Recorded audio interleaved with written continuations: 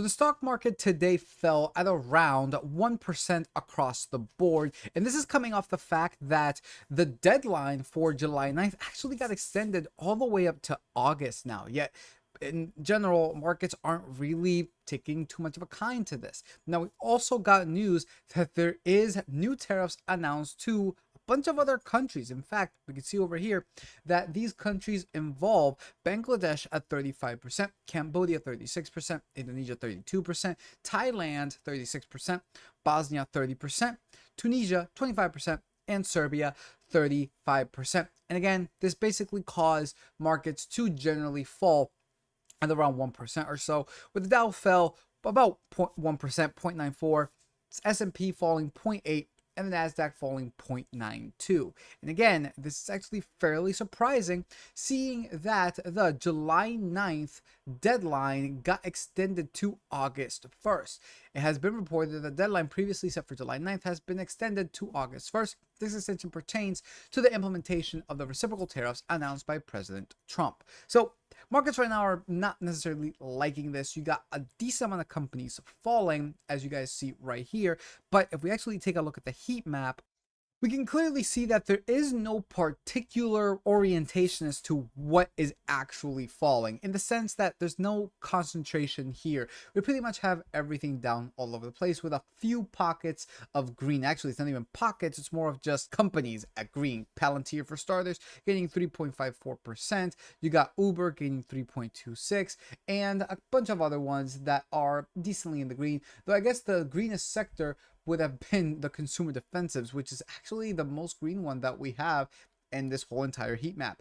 But what I'm mainly trying to tell here, guys, is that if we do get another one of these massive drop downs, like how we did during Liberation Day in April, this is not a time to panic. Remember what happened last time? People panicked, people sold. It was the end of the world. And yet right now, I do believe that we did hit all-time high, or we're very near close to hitting all-time highs one more time. In fact, we actually did hit all-time high as of recently. Going into July 4th weekend, we were at 6,279 points on the S&P 500, whereas the previous all-time high was at around February 19th of 2025, right before Liberation Day happened and we took a tumble. But previous all-time highs was 6,144 points. Now, the reason why I'm kind of referencing this is because of the fact that if we do get another kind of downturn to the same degree, which I honestly do not believe that we will get, I really don't see that. If this does happen again, guys, what is the answer? How should you take this? It's actually very, very simple. Keep buying, right? Just keep buying. Again, if we bring up that chart one more time, people were panicking when the S&P fell right around this point during Liberation. We could see a massive downturn April 2nd, boom, going down from 5,670 points all the way down to, we got 4,982 points, sub 5,000, and people were freaking out. It was the end of the world. And a lot of companies, a lot of people were basically saying it's going to zero, it's going to zero. And right now we have hit all-time high, surpassing what it was even last time. Congratulations. So if you did manage to buy right here, if you continue to buy, I wouldn't necessarily say if you did buy right here, because let's face it, there's no way that you can time the market. But if you did manage to continue buying during this whole entire fiasco, and you continue buying even as the markets continue to rally, well, right now you are significantly higher than what you were at this point when you were buying at all-time highs right here. So moral of the story is that if we do get another type of downturn, guys, very, very simple.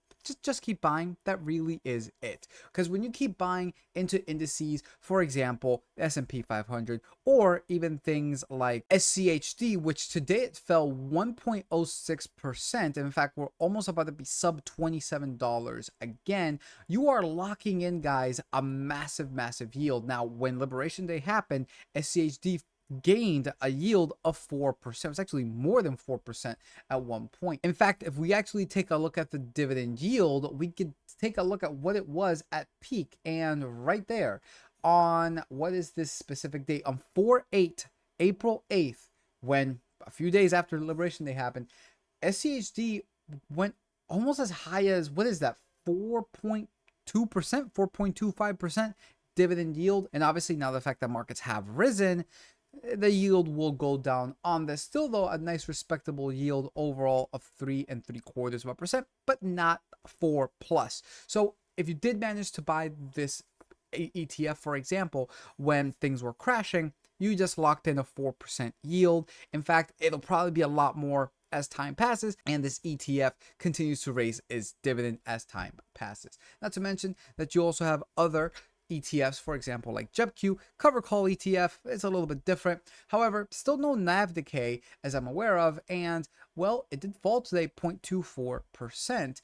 And we could see that this is currently yielding a whopping 11.41%. If we take a look at what it was at all-time high, we could see that it basically hit almost, I think it was upwards of like 14% on April 8th one more time. I think we've only been there a couple times going back October 26, 2023, and at around May 4th of 2023. So we did have another chance to snipe that 14% dividend yield on JEPQ. However, that is also gone for right now.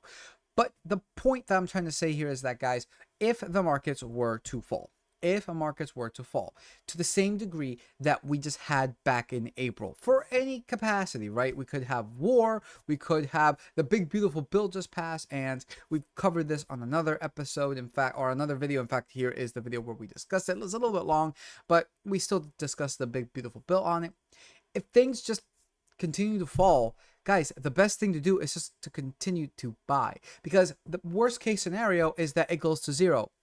If the stock market goes to zero, it doesn't matter. At that point, no dollars matter anymore. The only thing that matters at that point is who has the most amount of water, food, ammo, guns, and land. That's it. So this idea that I can't put money into the stock market because, well, what if we lose it?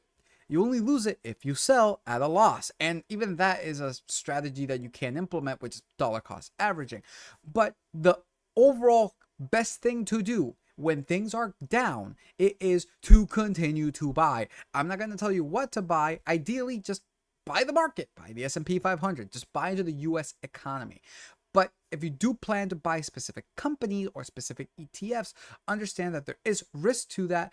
But at the end of the day, that is the best thing to possibly do in this kind of scenario. When things fall, you buy more. When things go up, you can continue to buy, or you could just wait until things take a little bit of a dip like how we saw today. But anyways, guys, that pretty much does it for this video. It's a quick one. I just something that I kind of just wanted to put out a video for today.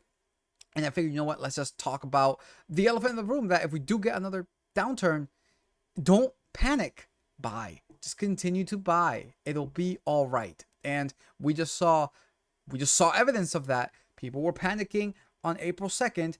To now, we're at all-time high again, panicking for nothing. So just keep that in mind. The best thing to do is just to put money into the markets, not to worry, and just let it ride out. Just let it ride out. Anyways, that pretty much does it for this video. Make sure to like, subscribe, comment. Really does help with the algorithm on YouTube, as well as Rumble. Make sure to follow us on X at Fatal Investing. And of course, if you'd like to join us on the Discord, the link to that is in the description below. So with that said, peace out, and we will see you all next time.